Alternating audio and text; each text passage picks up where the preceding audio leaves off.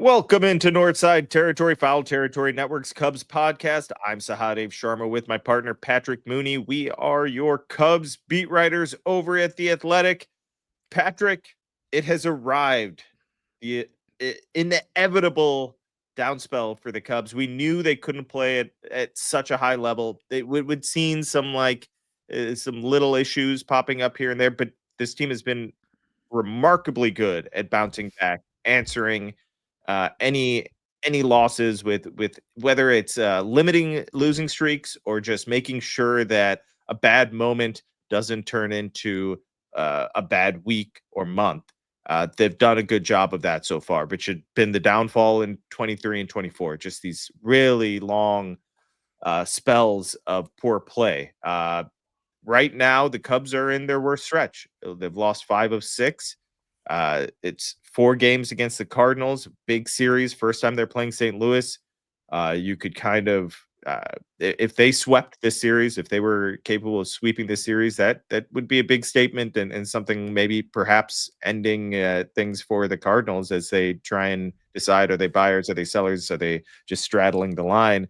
Instead, they lose 2, and on Tuesday that was a gut punch loss. The type of game that, okay, you think early on the Cubs have answered after falling behind early, have a 5-run inning, and then things just kind of fell apart. Jameson Tyone is giving up way too much hard contact, and Dansby Swanson isn't coming up in the clutch. These are topics we will touch on, but the story last night, unfortunately, is Pete Crow-Armstrong. I think it's important that we stay up front. Pete Crow-Armstrong is an MVP candidate. They would not be here without PCA. This season would not be going as well. He deserves all the accolades. He had a terrible night on Tuesday. He essentially, what happened was fly ball, 1 out. He camps under it in center field, right at the fence, man on second. He thinks there's 2 outs. Kind of just like turns his back to the field, doesn't think much about it, and Mason Wynn scores from second base. That's the 8th run. That's the deciding run. I think the more mind-boggling thing to me, like that's just, like, I don't know where your head's at. That sucks. It happened. I don't understand that bunt in the 7th inning, Patrick. I don't know why he needs to do that. I know there's a lefty on the mound, but you're the cleanup hitter. You're an MVP candidate. Swing away, buddy.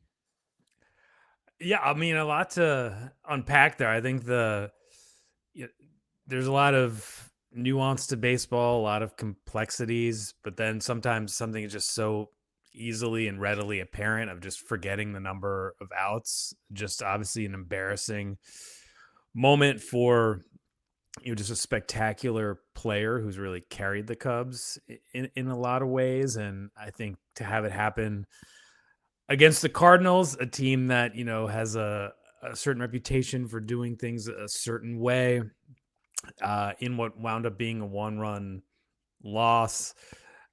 This is part of being a star, right? Like when you mess up like that, reporters are going to be at the locker, and according to your story, I mean, Pete was waiting there, right? Like he knew this was coming. And then the bunt, I don't get. This is not a manager who likes to bunt. The hitting group has really supported Pete and said this guy is not a bunter. He's not a speed guy. He's a power hitter who has some speed. And so, Sadif, could you kind of paint the picture for us of like what it was like walking downstairs to the service level of Busch Stadium, and I guess kind of sort of council's bearing, and then also Pete at his locker. How did the group respond? Yeah, like everyone knew what the story was. It was Pete. It didn't matter that there were other people making mistakes. Like that was the story of the night. Unfortunately for Pete Crow-Armstrong, council handled it like council handles everything really well, in my opinion. Like there was he wasn't going to throw Pete under the bus. You know, I don't know if there were a lot of people calling for Pete Crow-Armstrong to be benched or something like that, but no, that was just not a bench-worthy moment.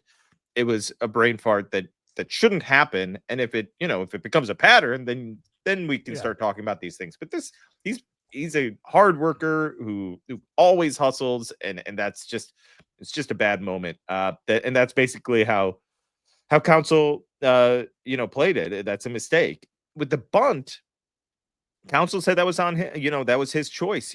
He's not good against lefties. The overall numbers aren't great. It's not terrible. Like his batting average is bad, but he hits for power Yeah, against it does damage. lefties, and he strikes out more.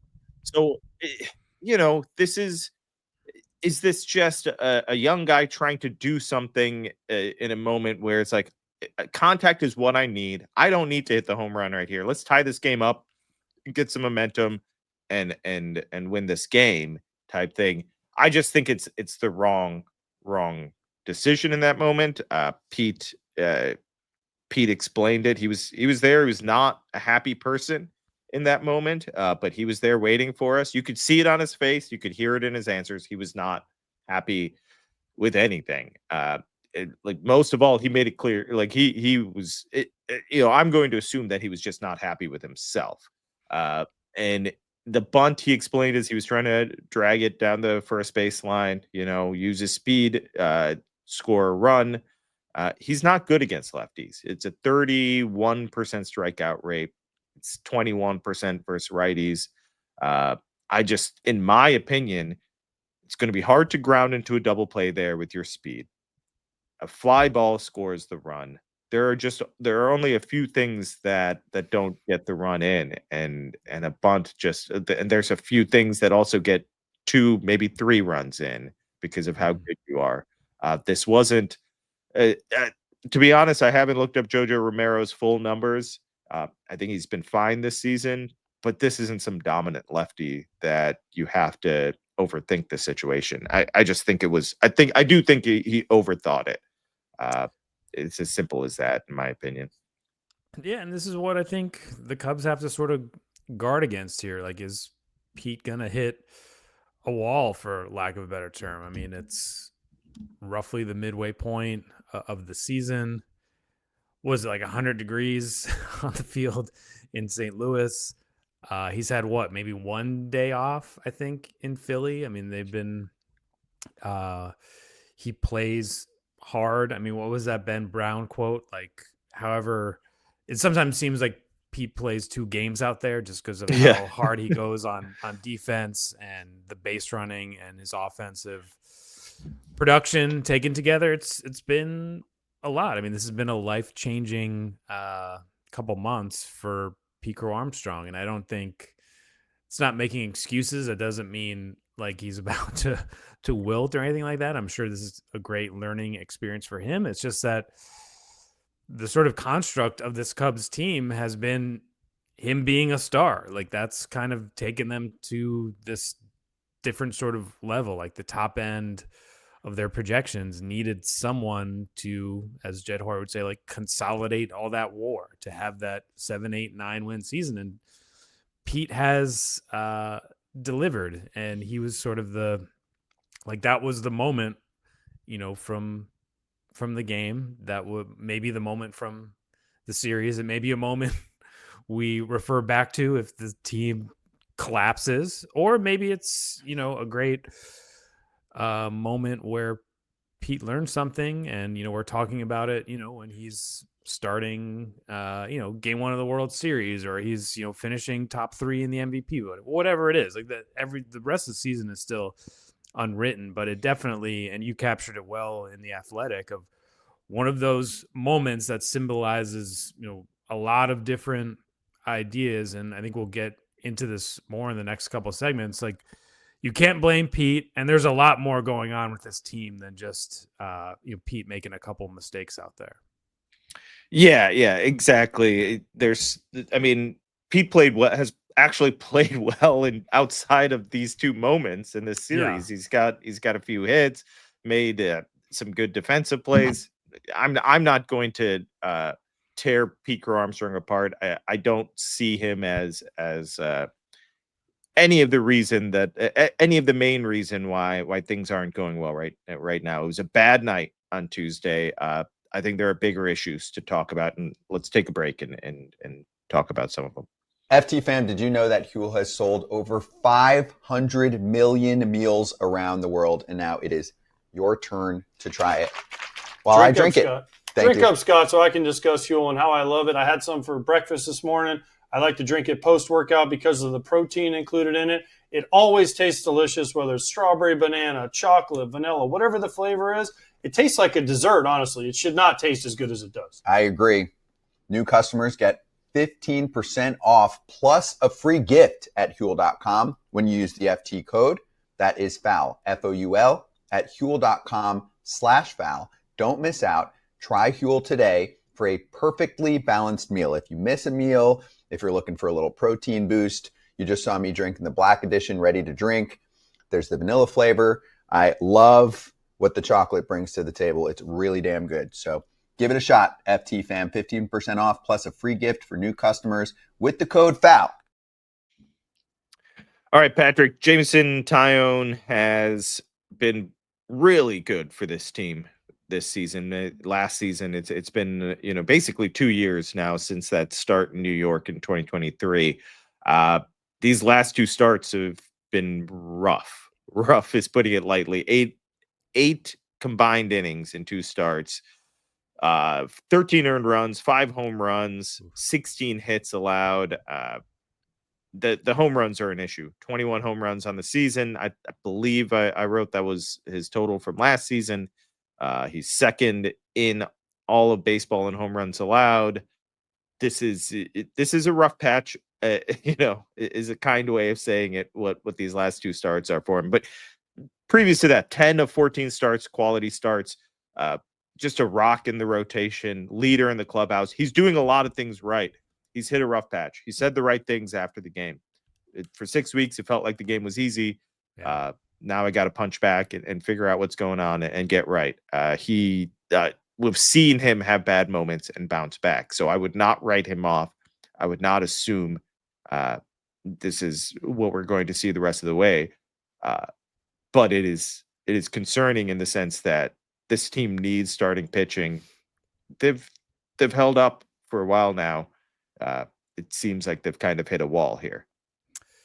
Yeah, I mean, we're recording on Wednesday morning, so you have Matthew Boyd and Shota Imanaga lined up for the last 2 games of the series. Could have a much different tone when, I'm assuming, we record again, say, Friday morning, whatever. Tyone did carry this team for a long time, but I just think now you're sort of seeing just the kind of cumulative effect of not having Justin Steele, not having Shota Imanaga in there. It just seems like we all knew this was the concern. This is the area that has to be reinforced at the trade deadline. And, when Tyone has a couple of clunkers and Colin Ray comes back to earth a little bit. I mean, Ben Brown sort of like finally demoted. I mean, he had been given a long enough runway there, like just time for a change. When you put all of those things together, kind of late June, it's not quite full on trading season yet. Like, this is where like good teams have to figure out some solutions, and we'll see how they respond, these next 2 games in St. Louis. And also it's going to be a difficult series in Houston, and a difficult homestand when they get back. Like that, they had that May breather for a while there, but this is going to be a struggle. Yeah, I mean, that's why it's so important that they did so well in that May breather. People are going to say that's a sign that they're not a good team or whatever. I just don't agree with that. Beat up on the bad teams. Good. That's what good teams do. When the Cubs went to Philadelphia, they had lost 9 of 10. That team is red hot now and in first place. The Mets have lost 10 of 11. The Yankees, I believe, lost 7 straight, and their offense, I believe, during that 7 straight losses scored 7 runs. Every team is going to go through this. The 2016 Cubs went through a 5-15 stretch before the All-Star break. I don't know what's going to happen in this season, but here's what the focus needs to be. Jameson Tyone is struggling right now. Ben Brown got demoted because he was struggling. How many home runs have the Cubs given up in the past week? It's around 20. It's not good. The starting pitching has not been good enough lately. They held up for as long as they could. We have been saying this for months. There is a clear focus for what they need. They need to upgrade the roster. We know that they will. The reality is the prices right now are going to be sky high. I would not expect, based on our reporting, I would not expect something in the next, by the end of this week. Nothing is happening. The Cubs just started making calls again. They just started reaching out. They are active. I've gotten messages from people around baseball when I ask, they're like, you know this already, but the Cubs want starting pitching. It's very like it's not something that I'm not breaking news here. And the Cubs are going to ask about everyone. They are searching for starting pitching. I think the question is going to be how many and how good. Yeah. Those are the only questions. How much? Yeah. How much do they pay? Yeah. So, it's just like this is a clear need. The team has a weakness. They have to upgrade. I agree with you. They have two very good pitchers going. Matthew Boyd has been a revelation this season. Mm-hmm. He is, as far as who's been healthy and out there, he's their best pitcher. Yes, he's their best pitcher.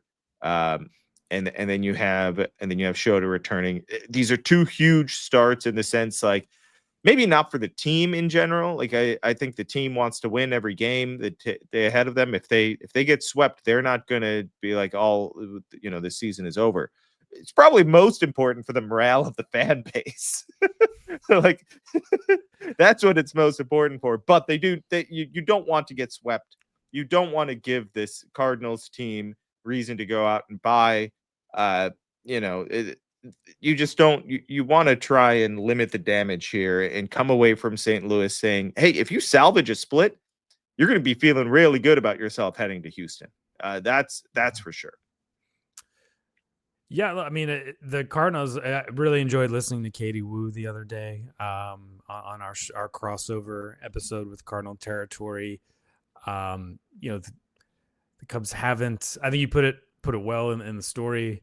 The Brewers and Cardinals are breathing down their necks, but like, it's not as if the Cubs have like squandered an opportunity. It's not like you think like, oh, well, they sort of took this for granted or were lulled into a false sense of security. Like they had their chance. Like, no, they played at a really high level for a very long chunk of the season.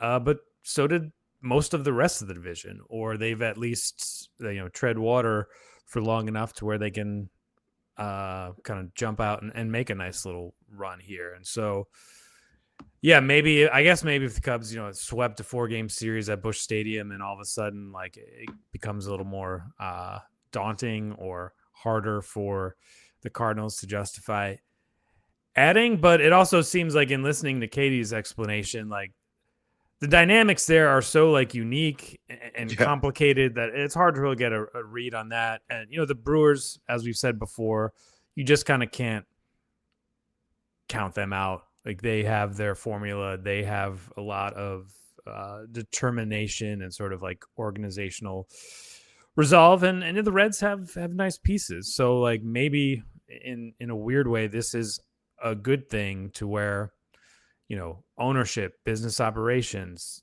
the front office all understand that Cubs have a really special group, but they also need a lot more. You can't just think like, oh, we'll just show up for the second half of the season and we'll get the hats and t-shirts for division champs. It's like, no, they're being pushed in a real way by multiple teams. And it's hard to see maybe all 4 of these central teams like clicking the rest of the way, but like all 4 of them aren't gonna fade. So they're gonna be pushed. They're gonna be tested over and over again, and that's why our colleague, here at Foul Territory on The Athletic, Ken Rosenthal, wrote like there is this urgency with this group of like they have to maximize Kyle Tucker's walk year. They have to maximize this group that was brought in to be part of the quote unquote next great Cubs team, and that a lot of players under club control through 2026. And then you have the CBA expiring, and then we don't know if there's kind of a cliff out there waiting. Like, they have to maximize this moment. Absolutely. They had a 6.5 game lead a week ago after they beat Milwaukee last Tuesday. It is 2.5 games to both Milwaukee and the Cardinals now, 4.5 games for the Reds. But also a week ago, we were talking about Cardinals fans were like, yeah, they've collapsed, and now they're back in it. Yeah, like, these things just change so quickly. It's really, like, it's important to remember it's 162 game seasons. I don't know where they'll be next week. They could be out of first place. I'm not saying like this isn't like they're not in the middle of something bad. It's just things can shift quickly in baseball. So we'll see where it ends up. Let's take another break and talk about Dansby Swanson's issues at the plate. By now, you know about Arena Club. Buy, sell, trade, open up slab packs to get a card that you don't think you could get usually, but the Grails will tell you that, for example, there's an Aaron Judge rookie card in this week's slab packs, so make sure you check those out. No doubt. Those are what you want, the Grails. Aaron Judge Grail is awesome, graded, traded if you want, tell you how much it's worth, whatever you want to do. And I'm a big Michael Jordan fan with my 23 shirt on. There's a Michael Jordan Grail in there that I'm looking forward to try to get. 20% off your first slab pack or card purchase at arenaclub.com/foul. Use code foul. Patrick, Dansby Swanson came up to bat after the bunt attempt by Pete Crow-Armstrong, and he popped out. He fouled out. Really nice play by Alec Burleson, who I don't believe is a great defender, but he made 2 plays yesterday or last night that ended up kind of that really changed the tenor of the game. The Cardinals in general made some nice defensive plays. Nolan Arenado did as well to end the game. Dansby Swanson, 2 runners on, can't come through. Ground ball to a high hopper to Nolan Arenado, ends the game. Twice he comes up in big situations, failed. It's not just a Tuesday night thing. With men in scoring position, he's slashing 141, 202, 218. That's for your advanced numbers, people like me. That's a 13 weighted runs created plus. 30% strikeout rate. He's a high strikeout guy in general, but like it's the highest when runners in scoring position. With the bases empty, he's slashing 279, 317, 508, 130 weighted runs created plus. I believe I wrote this yesterday. 12 of his 15 home runs are with the bases empty. Double checking that. Yes, 12 of his 15. He's not coming through in those big moments. He's batting 5th in a lineup where a ton of guys are getting on base. He's in those situations a lot right now.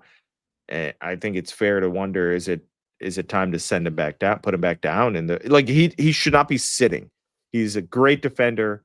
Yeah. His team doesn't slump defensively because of guys like him and Nico Horner and Pete Crow-Armstrong. But I think there are people calling for it.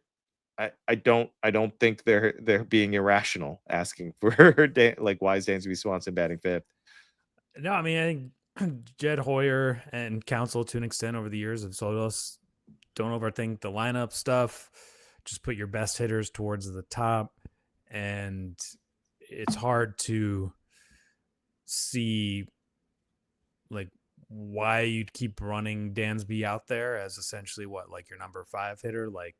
Seems like you wouldn't lose much by dropping him. And at the same time, it's crazy. Dansby Swanson this half season, if you double it, it's basically a 4.5 WAR season. Roughly 28 homers, 80 RBIs from a Gold Glove shortstop. So he's doing his job to a large extent. It just, he's kind of been the one that's been wearing it recently, of as this offense has cooled off, or when they've needed great offensive games, not just pretty good offensive games because of the state of their pitching staff. He has not delivered. I think you also see too of just like the lineup that seemed like so long, so deep at a certain point earlier in the season. It's getting easier to sort of pitch around right now. Like obviously the top is doing a lot of damage. Like those are the names you circle. But after that, at a certain point, it definitely drops off. Like, Carson Kelly isn't quite Barry Bonds right now. No one expected that to begin with or to continue.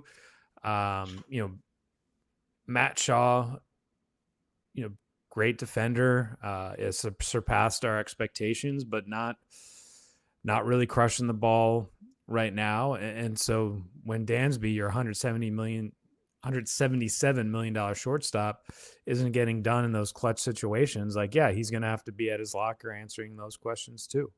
Yeah. And to be fair to him, he owned it. He's well aware that he's well aware that it wasn't a Tuesday night thing. He immediately said it's been all season long. I haven't been coming through in those situations, and I'm not holding my end of the bargain up. He knows he needs to get better. He knows he needs to figure that out. He needs to come through in those big situations. The lineup is, I don't know what the answer is. Is it putting Nico there? You don't want to have a string of lefties. It makes it easier to pitch to Pete Crow-Armstrong if you have a lefty behind him and Michael Bush.